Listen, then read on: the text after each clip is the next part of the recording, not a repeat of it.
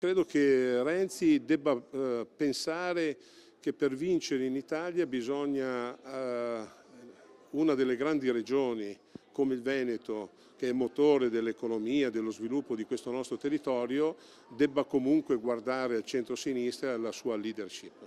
Per questo ci deve essere un'attenzione soprattutto sui contenuti, sui bisogni.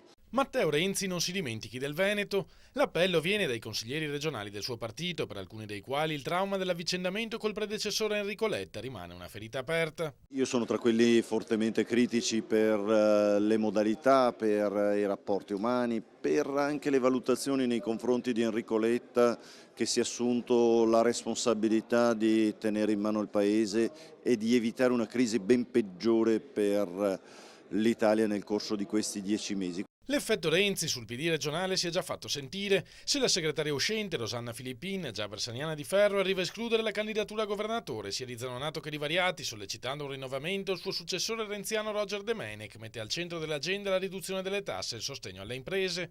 Tutti i temi sulla carta condivisibili, chi osa il deputato di Scelta Civica Andrea Causin, che voterà la fiducia al nuovo premier, ma ora vedremo se le intenzioni si tradurranno in fatti. È una crisi che è nata all'interno del Partito Democratico, perché di fatto è stato il Partito Democratico che ha sfiduciato il proprio Premier e ha deciso di investire sul proprio segretario come Premier.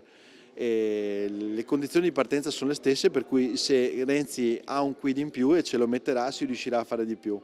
Se invece non ha un quid in più, tra pochi mesi avremo chiarezza sul fatto che questa operazione era un bluff.